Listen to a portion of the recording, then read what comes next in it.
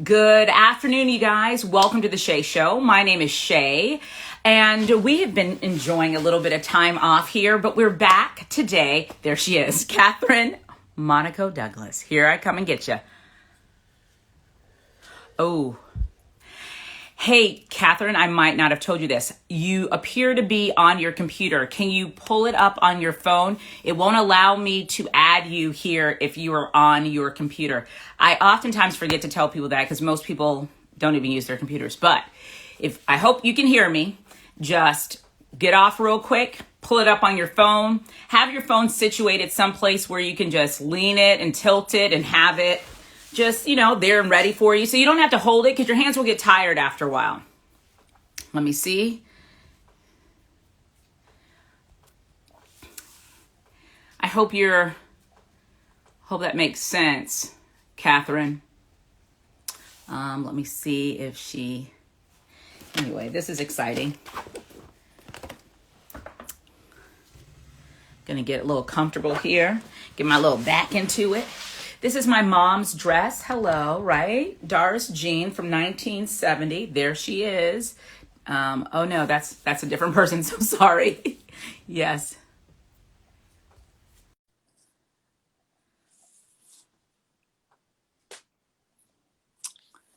Let's see, you guys. Hey, Hi. Oh my I forgot goodness. to tell you that. Were you on your computer? Yes. I only, you know how I learned that? Through experience. I had two other people that I was unable to join, and I couldn't join, and we were going back and forth, and finally we realized they were like, yeah, my computer. I was like, you can't do it on your computer. You have to do it on your phone. Okay. Well, I don't have a stand, and my phone, I had to plug in the charger because I was low on battery. So That's all right. That's all right. Okay. You look fantastic. You know what you could do? Do you have any books in your office? I do. So this is what I do because I don't want you to have to hold it, because I want you to be able to speak heart to heart and just get comfortable. Okay. I'll try to put it on the box. Okay, let's see. Yeah, so what I do is I put a stack of books, and then I lean it against, there you go, because the books are not going to be knocked over. Okay, there we go. Kathryn, thank you so much for letting me talk with you and get to know you. We have met once, almost, I think a year ago. It's almost a year. It was in the beginning of March. Yeah. Oh, my word. Right before the pandemic, right at the beginning. Right. We are so lucky we all didn't catch it. And we didn't even know, because I don't even know if there was I was just in St. Louis enjoying myself, which is hilarious. So Kathryn, one of the things, I was looking through your feed, and I want people to know that you're someone who has lost your husband. Yes. And you are a widow. It's called widow for female and widower for male, right? Correct. Okay. Correct. And you're a widow. And I want us to dive into that story. But what's really powerful is you have found and figured a way how to take some of your greatest pains and hurts and guide and help other people as they navigate a similar space. That's correct. So I want to start with this. Where are you on this planet, Kathryn? Okay, I'm in Long Island, New York. Okay. That's where the Brooklyn accent comes from, because I grew up in Brooklyn. I love it. It's there, everyone's like, as soon as I speak, they're like, I know where you're from. Yes, I love that accent. So you're in Long Island. And do you mind telling us where this all began for you? Okay, so when I was 42 years old, my husband passed away from medical negligence. Mm-hmm. So he didn't feel well. We went to the doctor. He had a sonogram on a Friday. And the next day, the doctor sent him home and said, why don't you just take it easy for the weekend and come back on Monday? And so that night we canceled our plans, for Friday and Saturday night. And Saturday I went to the store to pick up some things for us because we were going to stay home. And when I came home, he had passed away. Okay. If you don't mind me pausing you just to ask you some more questions about that. So when you say he wasn't feeling well, what did he complain of? He had a birth condition of his right arm that he, it was a congenital thing, and it didn't interfere in anything, but that he had this condition. So, Like his arm hurt. I want to know what was he yeah, saying? My heart hurt. his arm used to hurt him. Okay. Seasonal. And he Okay. would get something called like a hemangioma, which is like a little fatty tumor that every now and then he would get. Yep. Okay. I've heard of So that. that's why when they sent us home, we didn't say, "Oh no, this is a blood clot." We thought it was a hemangioma. Okay. So he woke up with this in his armpit. It was bothering him. We went to a specialist. They did a sonogram. We waited in the doctor's office for 2 hours, and they sent us home and told us he should take it easy for the weekend and come back on Monday. And we looked at each other and we were just like, "Oh, I guess it's a hemangioma." And we went home, and the next day he stayed home from work. He did what the doctor said, and I went shopping. And when I came back is when I found him. He had passed away. Are you kidding me? On your trip to the grocery store, just I to went to Costco, yeah, with my 14-year-old son, and I came back. So it just so happened that my brother-in-law was in the house with my 3-year-old nephew. My 11-year-old daughter was in the house. And when we walked in, I was like, "Where's Larry?" And my brother-in-law said he's taking a nap. And it was something that my husband never did with people in the house. As soon as he said that, it was like I knew. And I oh, was like, taking a nap. And I went to go up the steps. And as I'm going up the steps, my daughter starts screaming, "Daddy can't wake up." I try to wake up Daddy and he won't wake up. And so, and then that was it. Like my whole life was a whirlwind of, it's a terrible thing because unless you go through it, you really don't know what a person goes through. So I raised my kids solo. so They you were had about 11, you had an 11-year-old and a 14-year-old. Their and an father 18-year-old, and the 18. So you had three children. three Two children. two boys and one girl. Yes. 2 boys and one girl. Mm-hmm. And your husband, there's this thing that you guys have had in your life. It has been there, and it's like, oh yeah, the hemangioma. Okay, well, they take they do an ultrasound. Shouldn't the ultrasound have shown what it It was? did. Or I sued the doctors, and 5 years later, the lawsuit came up. And in the results, first of all, when they did the autopsy, it was a blood clot that was lateral. So it was in what does both that mean sides. to me? It was in both sides of his lungs. So that's how huge it was. Mm. So I was like, how could they not see that in the sonogram?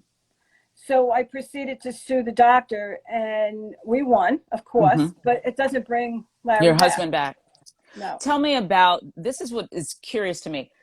So why would they not say this looks to be something different? Why would they proceed as they did? I'm just curious if you have gotten an answer. Why do you think? Because in my head, I'm like, I can't imagine that these doctors are sitting there trying to be evil. Why would they not have said, "Hey, we see something that we're not quite sure, or it's something alarming," because it was something that they could have read and discerned what it was immediately, right? Well, the doctor wasn't in the office. Okay. It was a technician. Uh-huh. The, I, I don't know if the technician saw it or not. Yeah. That's not What their was job anyway, weird, right? what was weird is when the lawsuit came up 5 years later, they told us that our voices were in the sonogram. And we were asking the technician, "What do you think? What do you think it is? Can you Yeah. see what it is?" And so the lawyer said to me, "I want you to be prepared because you're going to hear Larry's voice and your voice." And I was like, but I don't know. I don't know. That's It's negligence. bizarre. It's It's just, negligence. Yeah. the lawyer said sometimes doctors are playing golf and you Mm-hmm. come in and you're interfering their game, or Mm-hmm. they're out somewhere, or they're on vacation. I don't know. He just was negligent. If they had have ascertained what it was when you were there, what was supposed to be their course of action? It would have been to go to the emergency room and be Mm-hmm. put on blood thinners Immediately immediately. to break that up, so it's not like gonna. So, so it was almost like Larry didn't have to die. Right. You know, Right. like it wasn't like he had a heart attack and died. Mm-hmm. He had a blood clot that could have been dissolved with the right medication and the right care. We went right away as soon as he found it. So it kind of it felt like from the time he dies Mm-hmm. to the time I like start my group. So everything kind of gets like swept under the rug. Like it Sure. just seemed like an event of everything. Like, you know, when you say like somebody falls through the cracks, Yes. like I You kept feeling fell. like I was falling through the cracks. Ooh, that is pause. I really Yeah. felt that. That is a horrible Yeah. feeling. And I think us as humans, we've all felt that feeling before. And you said something that I just want to highlight. I want to make sure that people know. So Kathryn's laying out a particular, her very personal story of when her husband passed. And where she said, it was like Larry didn't have to die. What is interesting to me is the more people I talk to who have lost a loved one, everybody feels that. Everybody Oh, feels yeah. that, oh, she didn't have to die. Yesterday, my husband and I were watching this show on Netflix or something. And it's a show that is, I think it's like the number 2 thing on Netflix right now. It's something about surviving death. And there was this one family, and they lost their 15-year-old daughter. And he said one of the things that he did, and he realized it wasn't healthy, and I want to just speak to that because I want us to dive into how other people are dealing with this and how you started helping them, is he started writing down this list of all of the various things. His daughter was in a car accident, I should say. She was in a car accident with her brother. They were on their way to like a, gas station, something really benign. And on the way, they are blindsided and sideswiped by a school bus. She dies almost instantly. The brother lives. And the father, before he found a bereavement group that has been very helpful for him, and they are Jewish. And the reason why that's important to say is every group that they kind of found either was Christian based or was mad at them for bringing any kind of spiritual inquiry into this place. They were like, that's not what we're here for. And so they took to finding a way to create a bereavement group. So that's where we're going to kind of leap into you. But what he said was, prior to that, in his quest for freedom and trying to figure out what to do, he started writing down this list of a million different things and ways, things he could have done differently that would have made his daughter not dead. Like, what if I didn't ask her to go get this? And it just broke my heart because what it made me realize is the litany of inquiry to all the woulda, shoulda, couldas are indefinite, but they are not the place where we get our healing. No. They'll And just give us more questions. Everyone does it. Everyone comes to me in a group and says, well, what if I would have put him on a diet? Or what if I would have, like they want to change their whole past. And I'm like, we can't go there. And I actually sit and dissect it with some of them and say, okay, well, because they still want to blame themselves, How did you get into what was the space between I am grieving Larry and, oh, I think I'm here to help other people grieve? Oh, that's a good question. So my sister put me in a bereavement group and I kind of fought it. So I know the mentality. You're in a group and you're like, I don't want to be here. I don't want to be with widows. I don't want to be a widow. Right. And I don't even want to group. be a widow who needs this damn group. I know. So like I'm in the group. I'm not really connecting with everyone. I'm listening to, one guy says to me in the group, they're judging me in the group. Another widower says, well, yours is worse because it happened suddenly. And I knew my wife was sick. So I'm kind of feeling judged even in my group, Right. Right. And I went to a therapist. I tried to do one-on-one. And the therapist, I would go late at night after work. And one session, I'm talking, she closes her eyes while I'm speaking. And I didn't say anything. Wait. Then the second time I go visit her, she does the same thing. Now I'm getting angry. And I'm like, you're closing your eyes. She says, I'm listening to you with my eyes closed. And I'm thinking, that's like what I do to my kids when they read me stories. That's what my mom used to tell me. My mom used to tell me she was resting her eyes when I wanted to go to the beach. Yeah. So this woman clearly needed to retire. Right. And this was my only therapist. Oh, my God. I'm like, this is the only help I have. So I end it with her. I try to do the bereavement. I made a couple of friends, which one of the friends I made is my husband now. Oh, we're going to get there. Don't give us all the juice yet, girl. Okay. So I made a few friends, and that was my only bereavement, was those connections I made to those few friends. Mm-hmm. And then 8 weeks came and the group was over. And then I went to go seek another group because Mm-hmm. I felt like I need more. Yeah, I it's need not over more. for me. No. So I go to another group. And one of the things that I hated was they all sat around in a circle and they all shared every detail of their loss. And you would sit there and listen to all these details on top of what you already went through. And it was horrible. Mm-hmm. So the second group, when I go back, now it's 2 months later, I'm in there and I'm like in a different place in my head. Like I'm not in the immediate loss. Now I'm getting a little bit better, Mm-hmm. with my dealing with it. Mm-hmm. And they're You're back. you're dealing. You're getting more accustomed to the life post Larry. Right. Larry, you've been living this life now for about 2 months. 2 months. Mm-hmm.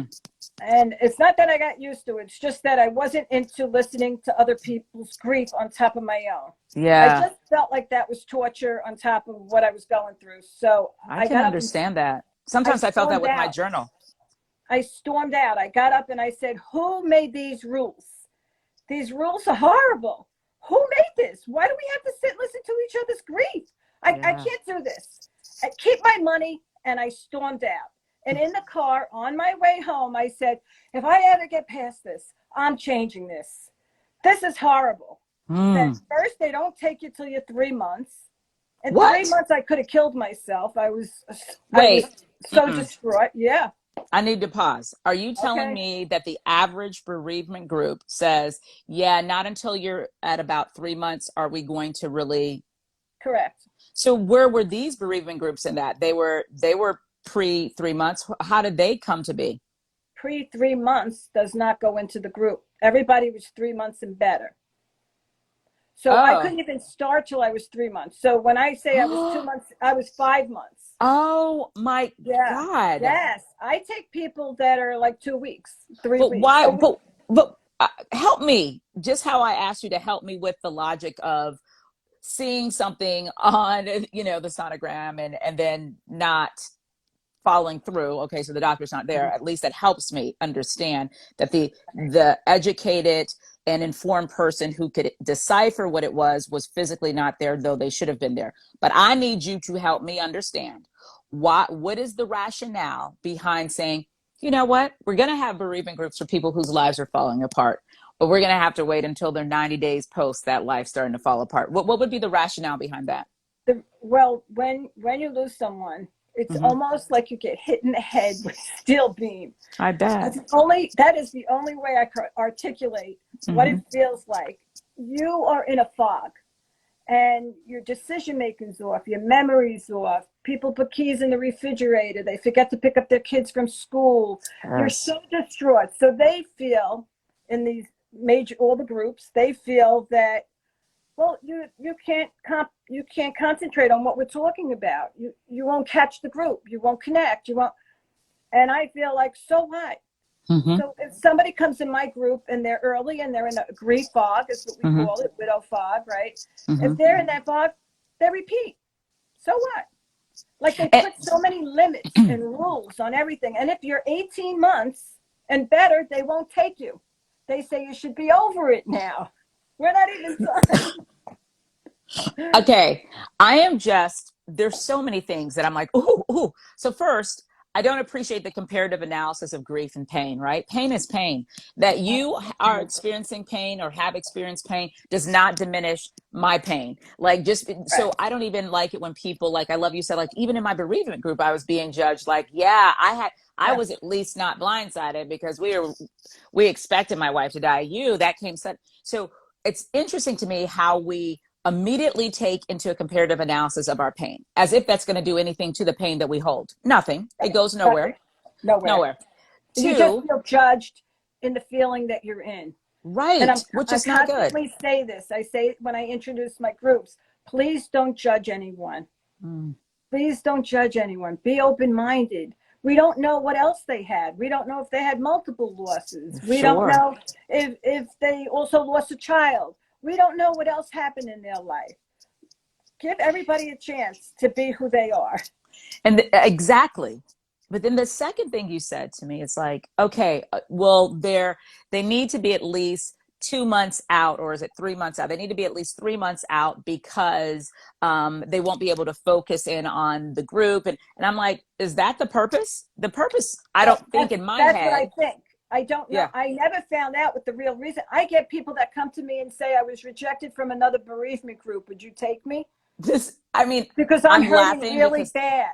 Would you that's, take me? oh my God, you're Yes, teaching me so much, because in my head, I'm thinking, honestly, Kathryn, I would think that the purpose of a bereavement group is just to have a space for the brokenhearted, just a space, correct. not even that you can focus in, not even that you can pick up all of the pieces and be a good group member. To me, a Correct. bereavement group is to provide a space for you in this world to air out these pieces of laundry you may have never seen or felt or even know exist, that you don't know what to say, you don't know what to feel. All you know is you need to not feel like you're the only person in the world Correct. feeling this. That is So so why? important. That is so important. And why would you put rules on that? Right. Why would you put rules on that? I don't get it. I don't get it. That was what inspired me to say, if I ever get on my feet, I'm Mm, going back and I'm changing this, because this is wrong. it That is wrong. somebody made these rules, and whoever made them was not a widow, Right. did not grieve, because Right. this is so painful. And I Right. don't have the support I like. So at 42 years old, right? All my friends were married. I didn't even have a divorced friend that I could Oh. like look at and say, okay, like I didn't know where I fit in. Yeah, how do I even pick up the pieces and continue to go on with a life? Because the only life I've ever experienced, expected, and certainly see reflected around me is a life with husband, wife, That, and kids, and we're leading that's our right. own little, That was my life. And little anything perfect big life. that ever happened to me, I went to my person, which was my husband, and said, Mm, this is big, Larry. What do I do? And he's not here to tell me what to do. mm, mm, mm, mm. So it felt very alone. I felt Hmm. very alone. And that's why Hmm. I go under widowed, not alone. I Because I love feel that. no widow should be alone. Hmm. Not even in the first 3 months. No one No, should be alone. I mean, not It's even. I think 15 years. maybe I'm doing this 15 years. fifth. I was And going to ask you that. yeah, and they're still doing the same thing. They're still rejecting people to this day. Like nothing's changed. It's Oh, awful. oh my God. Kathryn, tell me this. What did you do beforehand? So, what I know now, you've answered the question. And when speaking to the space between losing Larry and going, okay, I need to start something, you had that feeling, that fire in your belly when a massive need in your life was not being met. And you felt it. You Correct. felt yourself falling through the cracks. I fell through the cracks. Oh, and I hate Absolutely. that. Thank you for So articulating yeah, that. when people, and I could cry when people call me and they say to me, I feel like I'm falling through the cracks. As soon as they say that to me, I'm like, oh no, you're not. We Mm, got you. We got you. You're not falling through the cracks. We got you. You're not. No way. So I have taken people, sat them right next to me in a room. So when I first decide I want to do this, hmm. I go to a Y by us. I don't want to say what it was because I don't want to That's all point right. fingers. But YMCA. they reject me. They Hmm. tell me I can't do it. They tell me that I have to be a social worker or a psychologist, Mm, and they tell me no. Then I leave my name, and what I did was to support my kids and I used to be a respiratory technician, okay. and before when Larry and I met, I was working in a hospital, Okay. and then after we had 2 kids, I stopped working. I started being a stay-home Stay at home mom. mom, which is a hard ass job. Hmm. Oh, yeah. And Hmm. then now he dies 19 and a half years later. I can't go back to the hospital. I got to get my kids to school in the morning. Hmm. I have to go back to school. I don't have time for that. Right. So the only thing that I knew how to do, and I feel this was a God-given gift, was I know how to paint. Like I could draw and I Hmm. could paint. Hmm. So I made it a business. I took my house car. It was Hmm. a van. I pulled the seats out. I put buckets in the back. I put ladders in there, and I started painting. And that's how I was supporting my kids and I. Like painting houses I was Interior doing or decorative painting. You see that def little video you have? That's yes. what I did. I I love that video of you jumping up and down. And oh that's what my I did for people. I did that for a living. That's I how I was supporting us. I love it. Like, yes, I want this wall to look like Venetian, Yeah, plaster. plaster, You're like, right. I got you. Yeah. Yeah, right. So that's what I did. I painted and I was doing old murals for children's rooms. Mm-hmm. And I was getting my name known out there and I was getting busy and I was doing it. Look at So, you little yeah. God. I tell you what is so interesting to me, Kathryn, is what type of forging of strength, pain, and heartache can So create. Like, here you are, you're now a single mother, and you've already described your cultural environment. You're in an environment where you see nothing of what you do being mirrored back at you. no. And that what you're seeing, you feel like you have fallen so short of it, right? Because it's nothing like you're contending with what you can't even imagine. But not do you stop and die and shrivel up. You Oh, in I the couldn't. middle, I couldn't. you couldn't, because I your had children needed I to. kept saying when I get to a certain point, I'm going to have my nervous breakdown, but I can't now because my kids need me right now and I have to do this every day. So I had Oh, no time for the nervous breakdown. I mm, just had to do what I needed to do. I would lay in bed and think of ways of saving money. So I had to sell my house. I had to downsize because I didn't have Larry's income. that's right. So it was a financial hardship too. Mm-hmm. And then, so in the bereavement group, the first one that I went to, I met my husband today. His Okay, name so is first, Scott. so this is the one that was your 5 months out of the death of Larry, and this is the one that is coming to an end, and you're like, okay, but I'm going to need more. I need more. I didn't do anything more. I couldn't find anything. That Okay. was it. I was done with bereavement. I was Mm-hmm. done with therapists. You're talking about the year 2000. Okay. I didn't have a laptop. I had to get one. I didn't have an email address. I was a housewife. We didn't Right. have cell phones back then. We That's had right. pagers. Life Mm-hmm. was different. There was no resources for me. That's I had to right. do it on my own. And I did. And so Which 5 years after Larry passes, Scott and I get married. okay, so real quick, I want to pause. I did want to finish one thing, and then I want to jump in, Scott. So Okay. you go to um, the one and only bereavement group you go to, and you're able to attend. That's where we meet Scott, correct? Yes. Okay. Yes. Then while you're in that in your process, you're thinking, this is so wrong, because when you knew you needed more, you couldn't Yes. get the more that you needed. Like, hello, Correct. someone is saying I'm in pain, and it's like the world around is saying, actually, you're not in the type of pain that we think is warrants this. This is Yeah. crazy, right? It's crazy. Yeah. But then you go, you know what? When I get myself together, I'm going to do this. I'm going to Yep. have a bereavement group that's going to help people. And then you go to a local place. You've met Scott at this point. You know who Scott Yeah. I is. know Scott. I You go to the know, place and and they they reject go, me. no, No, no, you can't sorry. do it. Wait, then they call me. They call me 6 weeks later and leave a voicemail. I show them how for 5 years, I've been painting, supported my kids.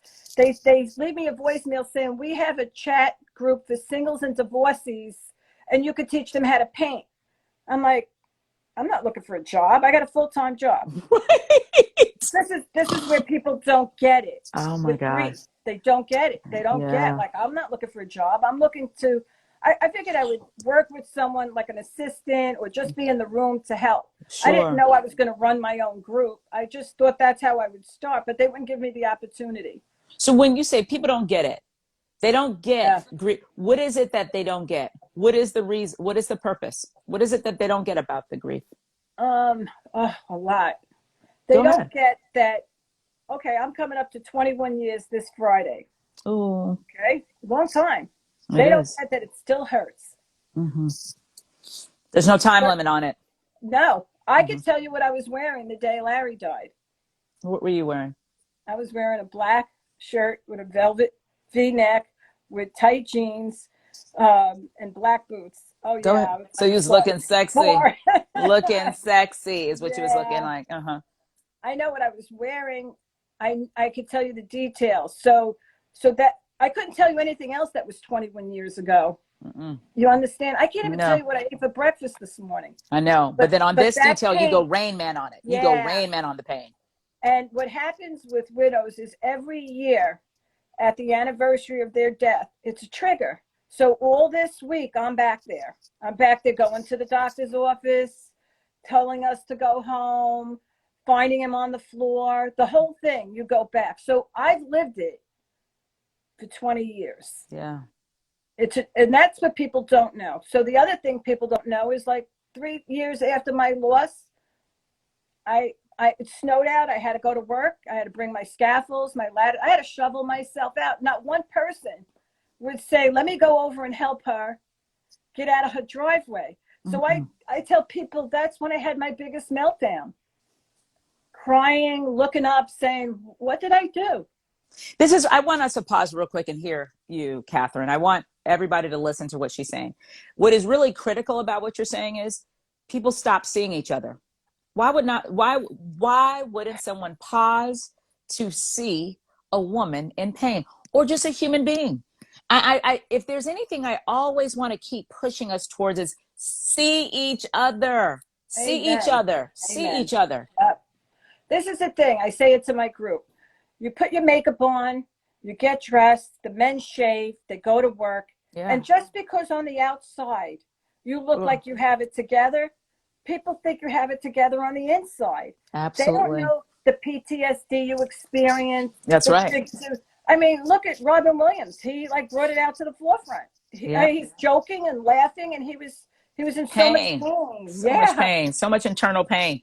Yes.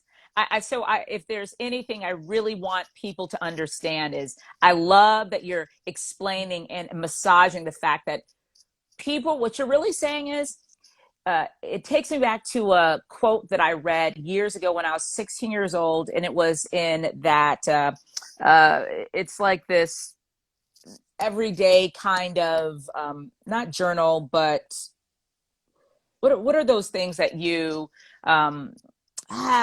like they typically are biblical, and you like every day you have like a little entry you read or something. Like the quotes, the daily quotes? Yeah, daily quotes. So this book was My Utmost for His Highest, and I can't remember what day, but one thing he said was, Oswald Chambers, there's always one fact more of every man's case of which you know nothing. So if you could keep that in mind, it would allow you to want to show up differently in people's lives, because there's something at play that you're not aware of. And that also allows you to give people grace. It also allows you not to take shit personally. It has nothing to do with you. And then it allows you a devotional. Yes, thank you so much. I couldn't come up with this very deep word, devotional. Yes. And that's why I love your show, because you always get people to talk about things that are so like that I wouldn't thought about. You know, there's so many different people that you've had on your show that I'm like, wow, I would have thought of it that way. That taught me something. Well, I come away with a takeaway. Well, good, girl, because my biggest hope is that the takeaway is that we see each other, that we pause to see each other. Yes. And I want you to know that it breaks my heart to see you, because I am going through the emotional terrain of where you are as a woman who's a single mother to 3 kids, who is fighting hard and desperately to take care of them, both financially, emotionally, spiritually, physically, and still trying to hold out for her own nervous breakdown. That's right. I was holding out. And so then I meet Scott, and Scott and I have a few similarities. We both have 2 boys and a girl, and we start like clicking on things that we have similar.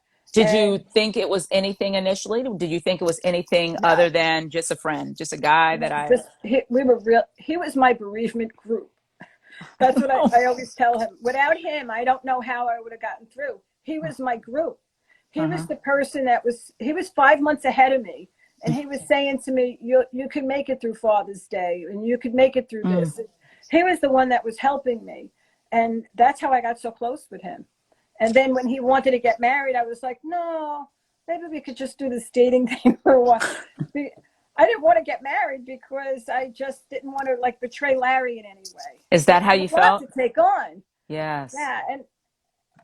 Can you massage that for me a little bit? Because there will be other widows and widowers who will listen to this. It's hard to make the steps forward, you know, so I didn't even start the groups till after I was married. So So, I want people to understand, why did it feel like you were going to betray Larry, even though he had been gone now 5 years? because the love was the same. Right. It's, yeah, nothing changed as far as me loving him. I still love him. Yeah. Like, I don't talk about him all the time to Hmm. Scott because I don't want to make him feel bad. And he has his wife, Sally. We Right. talk about Sally. We talk about Larry, but I try not to overdo it, but I still love him the same. Yes. Like, I know Right. when I go, who's going to be there waiting for me, you know? Yes, that's I beautiful. know it. So that's what's hard about moving forward. But there's a part of me that said, if I don't change anything, nothing's going to change. Hmm. And my life was like Groundhog Day. It Oh, was There was nothing enjoyable. oh It my was gosh. working, raising kids, doing, it was just nothing enjoyable. What were And you when doing to take care of yourself? Were you doing anything to take care of yourself, young lady? no, I don't think so. I was just working. I was tired. I was Mm-hmm. done. Those Yeah. sound like sleeping years. You know what I mean? Like years that Yeah, you they look were. back on and you're like, I don't even know if I was awake during that whole time I period. It was like, honestly uh-huh. say, like, when I do the groups, like, I really get there, like, beginning pain. Mm-hmm. And I get, like, I used to open up my eyes and say, oh God, I'm still here. Mm. And then at night I would make myself so exhausted that I would pass out so that Mm. I wouldn't have to lay there and think. Oh my And, gosh. and I would put up all the pillows on the side of the bed so I wouldn't feel so It's alone. alone in the bed. It was Oh. horrible. The mornings and the nights were the worst. So, you know, that's where my empathy, my passion comes from. Mm-hmm. That's why I'm constantly. So besides the Instagram, I got many Facebook groups. I'm all over the place when it comes to widowhood and Which, what I want to helping. get to that. I want to get to, how did you, okay, so now I know finally you say yes to Scott. He sounds like a great guy. He's a great guy, Was and patient. He's like, I because I love you and I'm trying to marry you and yeah you just trying to he date me. yeah he Make an really honest man out of me. Yep, he's a great guy. I marry him, and it took time to adjust the kids. Yep. It took years to get the kids on board. My kids mostly, because his kids were younger, Uh-huh. and I adopted Scott's kids. Yay. I love that. I wanted to be one family. As it should be. Yeah, Yeah. and we really are one family, I and love I'm it. proud of that because it took a lot of work. I bet it did. So yeah, Yeah. and I love my adopted kids like my own.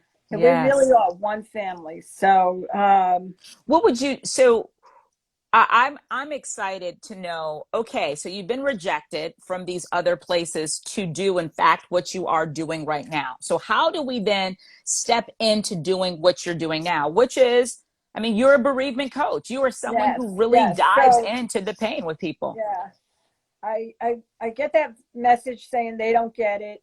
I I'm like obsessed with it. Like when I Hmm. had something in my head, like I'm a pit bull. Like I Yes. just there's my Brooklyn comes out. There it is. There I'm it is. doing this. I'm sitting in my office and I'm trying to figure out how That's, am I going to do this. uh-huh. And I'm like, you know what? My church didn't have anything. I'm calling my church. Uh-huh. So I call the church and a little nun answers the phone and she says to me, I can't believe that you're calling me. I was just praying for help with bereavement. Get out. I'm like, really?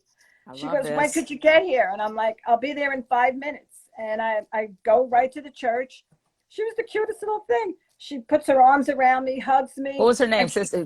Can you not say yeah, sister? I could say Sister Anthony Therese. Hello, Sister Anthony Therese. I love it. So cute. So she opened the door for me. I She love opened it. the door to thousands of people because I've helped over 1,000 people. That's She beautiful. opened the door for everyone when she opened the door for me. I That's love why I that. always felt like the calling really came from God Yeah. because it was heavy on my heart and Yes. I wasn't happy until I fulfilled it. Yeah. And I always say, like, to my widows, you were praying to God for help and I was praying that I could help you. Mm. So, it's And like there a they unity. go. And there's the prayer and there's the answer. And what is awesome is the answer to her prayer was a lady named Kathryn Monaco Douglas. No, it's God works through people. Yes, You know that. but that's what I'm trying to say. It shows up in real life people. So think about that. I mean, that makes me proceed differently. If I think that I could possibly, me, little Shay from Freeport, Bahamas, could absolutely be the answer to someone's prayer. I could be that flesh and bone representation of that thing that has them on their Right. knees and they're crying about and they're befuddled about and they don't have any idea on how to move forward. Look at that, just by you showing up. And then to me, I Yeah, look at the cyclical nature of it. That in you was only birthed out of your pain. Had you that's not right. had your loss, you would have not been the person who showed up in answer to her Absolutely. prayer. And if I didn't love Larry the way I loved him, Yeah, you understand? If I didn't I love him the way do. I love, everything was supposed to happen the way it did. Sure. Tell me I didn't this. feel that way. What would you say to someone who is right now in the throes of this? They have just lost their wife or their husband last week. What do Hmm. you say to them? Um, First, I want them to come to me and come in my group and talk to Yeah. me. How do we get to you? Because there's so many people out there right now with Sure. COVID. Yeah. I want them to know that they're not the only one that Mm-hmm. wasn't with their partner when they died. I wasn't with my Larry when he died. I came home to find him. Mm-hmm. I didn't get to say goodbye, just like they didn't get to say goodbye. I want them to know that there is hope. Mm-hmm. There is hope. Like that. If anybody would say, like, "What's your word?" I would say it's hope, Let's hope. because it does get easier in time. We take what we trip over in the beginning and we put it on the side of us and we walk along with it. Ooh, pause, girl. Let me just have that. We take what trips us up in the beginning, we put it along the side, and then we We walk walk with along it. with it. Oh, Mhm. and if that is not redemption, I don't know what is. We all have a story. Oh my And I see it goodness. every time I watch a show. That's why I like it, because we all have a story. We do. And but we can't let the story keep us as a victim forever. And Mm-hmm. yes, I know people are in pain, Mm-hmm. and I'm very empathetic to it. And Mm-hmm. I'll walk alongside with them. Mm-hmm. I have people in my group for 14 years. There's nothing They're wrong with with me it. from the beginning, because I never said after the 8 weeks, you have to go. Right. I Because you didn't never put a said time that. limit on their heartbreak. You didn't No, say that I they're never supposed to be said, over it. right. Yeah. I changed the rules. Yeah. I let Which, I even thank changed the the amount. Lord.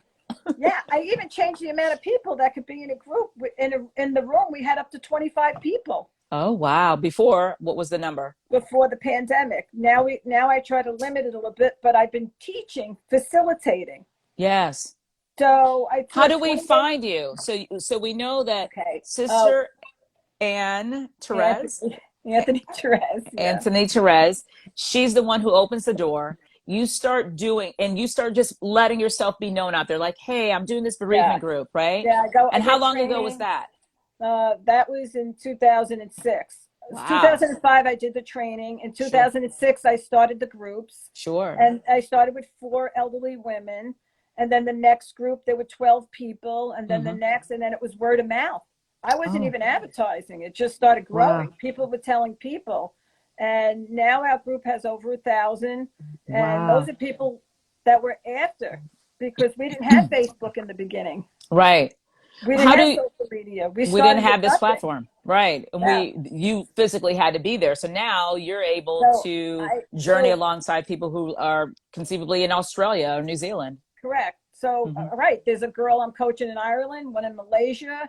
I'm doing the Zoom. I'm just helping I them love through it. Zoom. And that's great. So that's like one-on-one coaching, because they Okay. can't make the time that Right. we have the groups because of the time difference. So I And how do try to we help. find you? Like, how does So you someone can find start? me. Yeah, they could find me at widowed not alone at Mm-hmm. Gmail. They can Mm-hmm. email me. Mm-hmm. They can find me on widowed not alone on Instagram. Mm-hmm. Um, And then you so would I start giving them direction on how they can, correct. and the different ways Come in into which the you. group. Yeah. So Yes. now we're taking people from other states. Mm-hmm. I've even trained people in other states. I want to train people wherever I could, because if I train someone, then they could do 1,000 people here, and they could do, Right. because it's just not enough bereavement that is open. They're all so Mm. close-minded and limited, and a lot of people are suffering. Someone has a question. How much do you charge? How does someone? No, we don't charge anything for the groups. It's nonprofit. What? Yes. And You're when making I me love tell, you even more, Kathryn. What? yeah, the one-on-one coaching, I tell them if they want to give me a donation for my time, because sometimes I'm No, you two should. hours with someone. I No. let them give me a Venmo donation, whatever they want. Yeah. I never made a number. Yeah. I just whatever they want to give. Because so Well, I this is found very out. valuable stuff, though. I want people to hear this, even though she has set herself up as a nonprofit. In fact, what she is giving and doing has great, great value. Sometimes I find that it's hard for human beings to understand the value of a thing when it is given to them for free. So I just want them to understand that this is That's great true. time and this is great wisdom and knowledge. And the only way that you got it is through your own heartache and experience and trying to come up with a solution for questions that you had that no one was providing you answers for. So you became your own way out, which is pretty damn powerful. Right. I wanted to give them what I didn't have. Mm-hmm. So as I started to do the groups, I started to notice that there were a lot of women that had financial hardship. Mm-hmm. So if you look at my Widowed Not Alone, there's a picture of 1,000 people in the circle. And that is a fundraiser that I would do every year to raise money so that I could help pay their bills when they would have, I can't pay for the tombstone for my husband. Or Oh, it's horrible. isn't Yeah. that the worst? It's the Yeah, worst. they couldn't pay for things in their home. So every year we do a fundraiser. For the last 2 years, like last year I couldn't do it. And this year I know I can already because of the pandemic.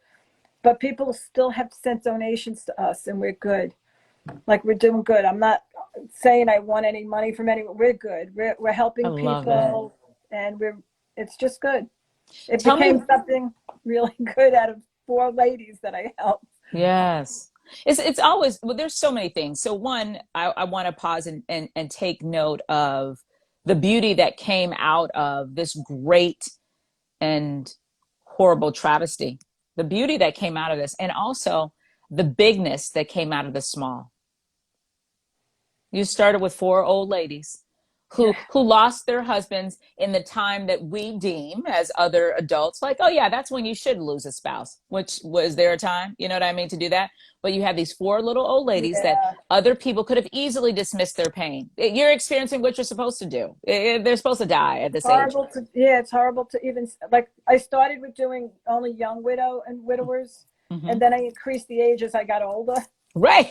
Because as we get older, we're like 60's Oh, not so old, you know. right. So I What's that started to rock band increase who the said don't age trust because anybody who's 30 and now they're like right, I 85? They're like, started when just I was joking. 48, yeah, and now it's getting So now we take all ages, Good, and good. What would you want people who are not widows or widowers to know about the widower or the that is a widow? very good question. I would want them to know that no matter how many years go by, they're still hurting. I would want them to know that they shouldn't judge them or give them opinions and tell Mm. them how they should run their life or what they should do with their kids. Or how they should Just, feel. yeah, like just be there and listen. Mm-hmm. They just want to be listened to, be Mm-hmm. there, comfort them. Don't ask for the clothes of the spouse that died or the things. I hear the craziest stories.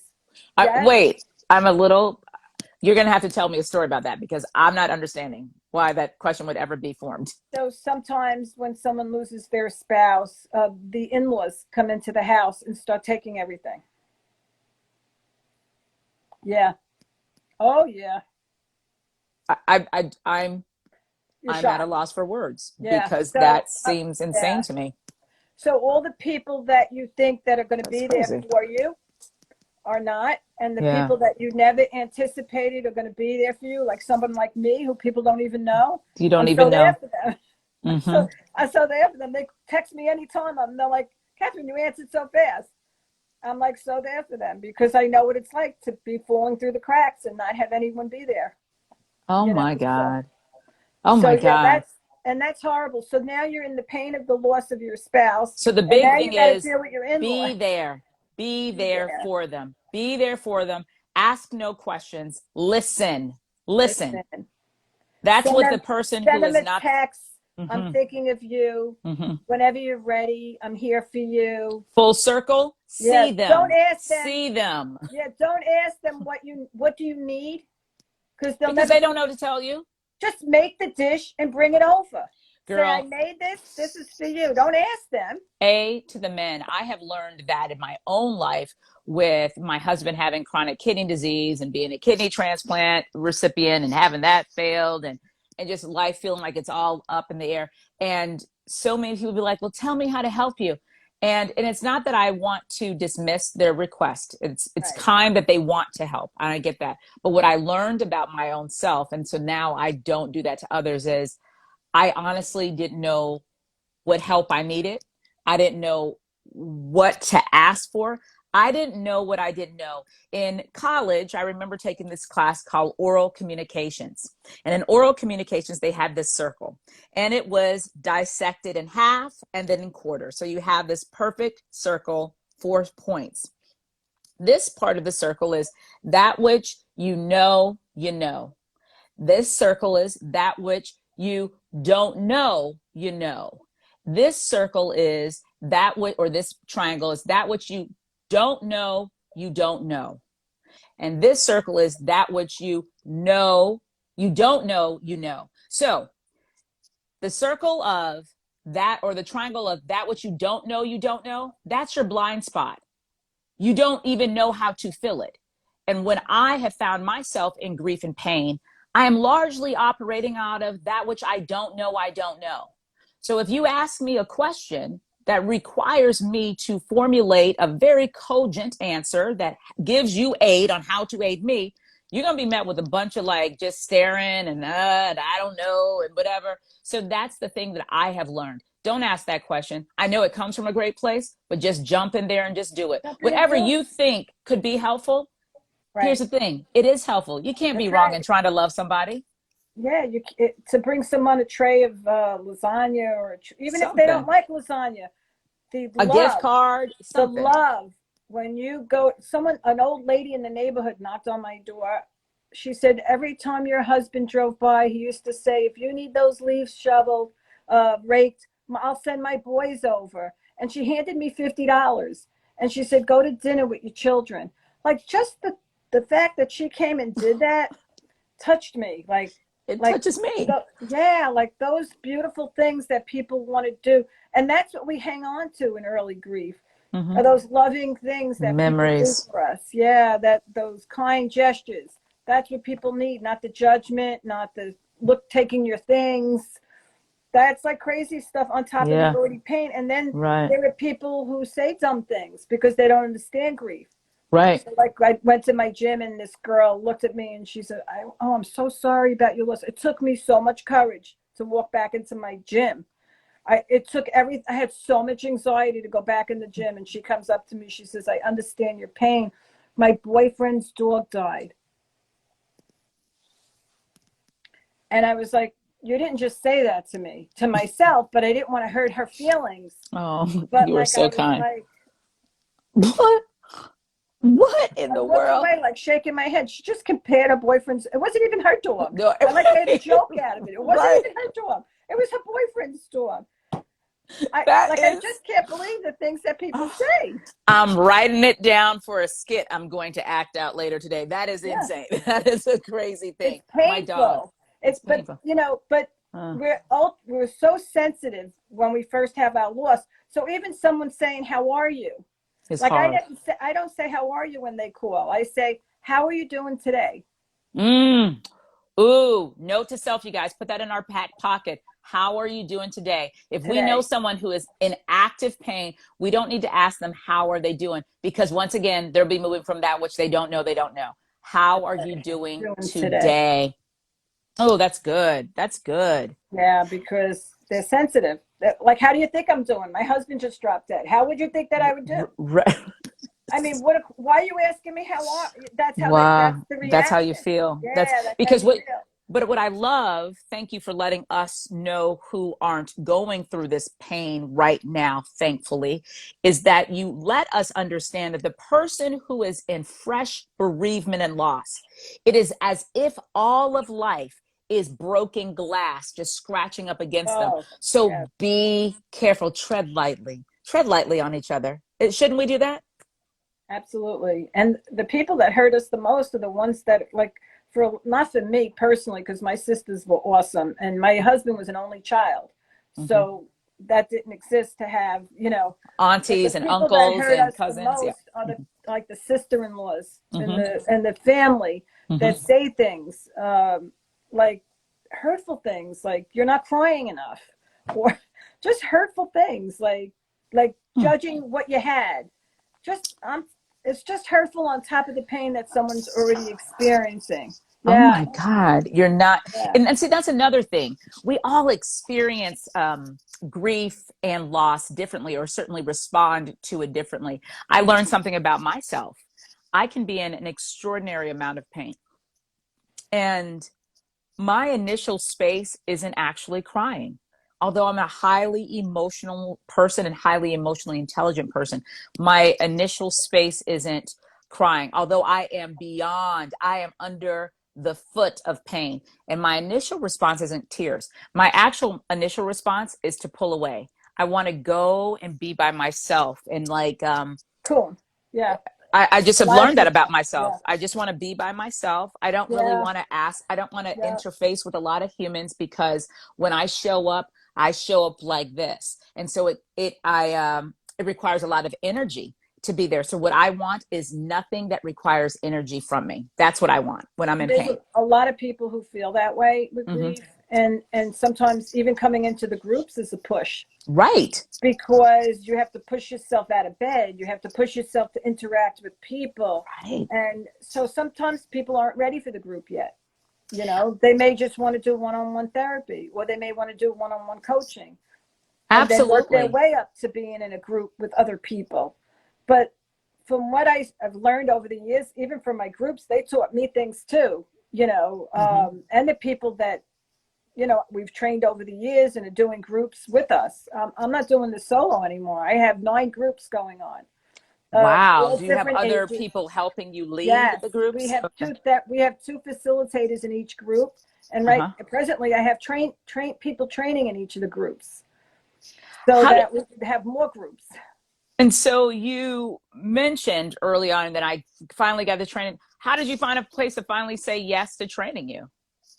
The church, when I called Sister Anthony, she sent me She's, for the training. oh, Yeah, good, good. yeah. So then she gave me, so right before the pandemic, we actually were paying for the whole second floor of the church where they would do like religion classes. We took over all the classrooms just for our Wow. bereavement and for our continued bereavement groups. And then after each session, we would have a gathering and have everyone, all the previous groups, meet the groups that just finished. Hmm. And actually, and I always say this is serendipity, because my groups are not about dating, but there are people like Scott and I that met in group.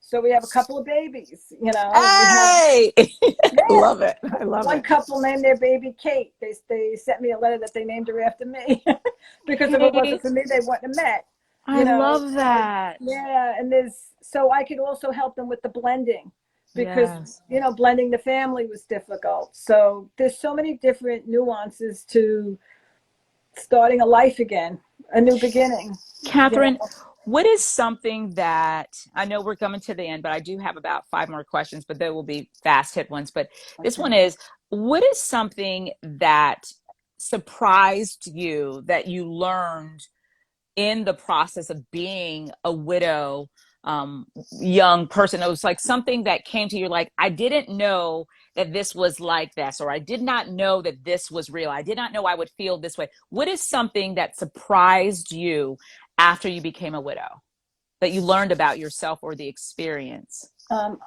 I think other people and how they treated me, and how there were a lot of shut doors, Mm-hmm. and how there were a lot. I can remember going to Social Security and thanking them, saying, I just want to thank you. This is such a wonderful establishment.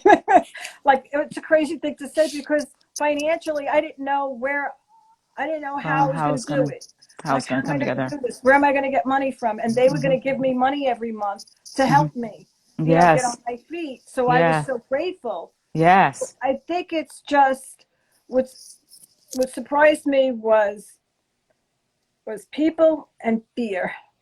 There's an Mm, extraordinary amount of fear that's involved with grief. The mm. fear of, can I make it? Can I afford, can I support my kids? Can I make it through this? Can I survive? Can I survive this pain? Yeah, That that is what I had no idea. I the actually posted fear. something with this big elephant and a little mouse, I and that saw was that. my, yeah, that was how I looked at everything. Can I do it? I had so much anxiety that I we kind of say to, and I don't tell anybody what to do. I just make suggestions. I'm Hmm. not advising anyone. My suggestion is, even if you're afraid, do it anyway. Hmm. Thank you. I did not know that fear accompanied the grief so much. So thank you for Oh, teaching us big, that yeah, fear and grief are like cousins or brothers and yep, sisters. They're there. big. Okay. If there is one big takeaway that you want people to have from this conversation that you have given me the honor to have with you, what is that one takeaway? Um, that you're not alone in your grief. You're, that's beautiful. That no one should ever be alone. To reach That you're, out to others in groups, like if you want to give back someday, I'm happy to train people. That no one should be alone in their grief. We need no one people that should. understand, that understand they understand the journey. It's a journey. I love it. Yeah. Okay. Thank you so much. These are the ways that I end my interviews in the spirit of James Lipton. And I know I, because I see all your interviews. I loved watching Inside the Actor's Studio. And I just loved how he would do those fireball questions at the end. So, Miss Kathryn Monaco Douglas, what sound or noise do you love? Sound and noise I love is my grandchildren giggling. And they are some beautiful grandchildren. Oh, Ooh, thank you. The I want to giggles are pop them in my adorable. mouth. I love them. What sound or noise don't you love? I don't like when there's like a violent movie Yeah. and cars are Da-da-da-da-da. screeching and they're Yeah. shooting, and it's It's just, to me, it's like a trigger. Yeah, right. and I It's don't like it. overload. Don't Yeah, like it's it. overload. I can't handle it. I get that. What is your favorite word? Hope. Oh, that's a good one. I just wrote a piece about hope this morning. I'm going to post it later on this afternoon. So I Oh, love that word too. Hope is powerful. If we don't yeah, have hope, what do we have? yeah, Hope even allows us to love, absolutely. It's you know? connected. Hope, Yeah. hope, love, and faith. It's in the Love it. Bible together. Hope, love, and Yeah. faith. I Yeah. love this. What is your favorite curse word? So I don't really swear. I'm really good about not cursing, Oh but man, but I that have. Brooklyn I've done. accent would be so good with a curse word, I wouldn't it, know, folks? and I think, I guess what it really is bullshit. That's a good one. Because so many people are full of it. Just full of Of bullshit. bullshit. I love Yeah, it. I it would love it. be, this is bullshit, and I don't believe a word you're saying. I love it. So yeah, I guess that would be it. Oh my God. If And you my were not, group is probably cringing because we don't curse in group. They know I I don't swear. I get it. And she's still an awesome, amazing person. She's being led astray by this bad person. Um, what, oh my gosh, my question just popped out of my head. They're laughing. I see my No. daughter-in-law. She's like, my mother-in-law never curses. I love it. Quote unquote. Um, what would you be doing right now if you were not a bereavement coach and teacher and, you know, guide? Um, I guess I would be painting because I love painting and I love reading. So Uh, one of the things that affected me with my grief was reading, because the ability to concentrate. So I do audio books. Oh, I listen to my yes. books, and it's wonderful. Ooh. And I So advise grief people can make to, it difficult for you to focus and read. yes, concentration. Yes, it affects your Concentration. concentration. Yeah. So Did I not know I that. like listening to books. So I've been Audible, doing a it's a lot beautiful more thing. reading. Yeah. Yes, I love that. Whiskey or wine? I don't drink either, but if I had to drink, it wouldn't be whiskey. I guess it would be wine, One. but Okay, I that's all really right. don't. That's a good. I I'm I a figured water you didn't. drinker. Look, I mean, nerd. She saves people's I, lives. She I doesn't curse. know, She only drinks water, making but Shay look bad here. I'm No, sorry. no, you're I just, awesome. I'm going to say that alcohol and grief don't mix. Girl, that's how I actually kind of thought you're going to tell me you don't drink because this is why. Because of I'll that. tell It's you a the thought I, depressant. well, what I thought was if she had been a drinker, she wouldn't be in a good space right now. Because, I mean, when you're telling me you had to work yourself till you fell out so you wouldn't have to think, if you didn't do that, you would have drank yourself so you didn't have to think. So, I yeah. stopped drinking because of how it made me feel. It didn't make me feel good. It made Yeah. me, you put a wall up and you're good. But when you Yeah. have the alcohol, you can't hold the wall up anymore. And Oh, someone says ooh. something, it triggers you, and then you start getting emotional. So it just didn't work. So, I get it. but you know, Here, something, I got back to being a happy person again. You yeah, know, I could joke I with love my it. friends, I could giggle with my girlfriends. You know, you go back to being happy again. I You love know, it. you can't find that again. Here's my last question for you, Kathryn. If heaven exists, what do you want God to say when you get there? Job well done. Yes. So let it be. I heard it. I heard the call. Yes, Yeah. yes. I hear it too, sister. Yep. Kathryn, I know I you cannot do. tell you thank you enough for this time. I hope it Thank you was for the beautiful and meaningful for opportunity. you because it was meaningful for me. Thank you. Thank you You have so a much. beautiful day. You You too. guys, go check out Kathryn. She'll help you. If you know someone in Thank pain, you. for real. Bye, Thank you. Kathryn. Bye.